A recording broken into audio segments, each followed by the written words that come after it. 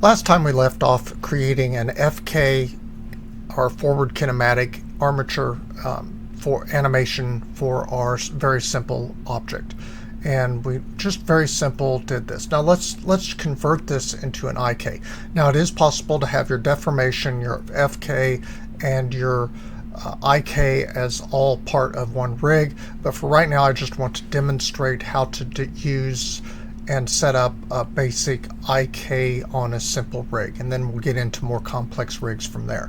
So I'm going to jump in to my edit mode using, I've still got my original armature on here. I'm going to select the end, and I'm going to, well, instead of selecting the end, I'm going to hit just simply Shift A, create a new armature, and let's move that into a position that better reflects where we're at. There we go. Make sure we look good. Good. You might want the whole thing a little bit closer to the end of the arm so that it just simply makes more sense.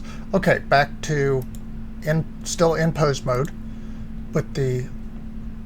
Let's change the name of this bone. This is actually my IK control bone. And we should label it as such.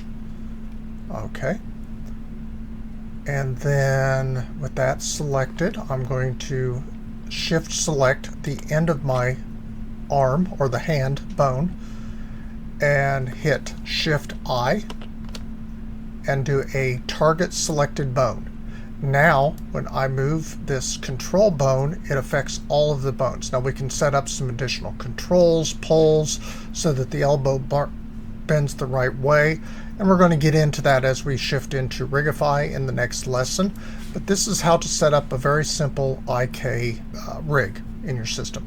Like I said, you can have, right now this is all tied to the same bone set, my deformation, and my everything is happening on the same bone set. Normally we have 3 bone sets, one for deformation, one for FK, and one for IK. And as I said, we'll get into that as we move into Rigify.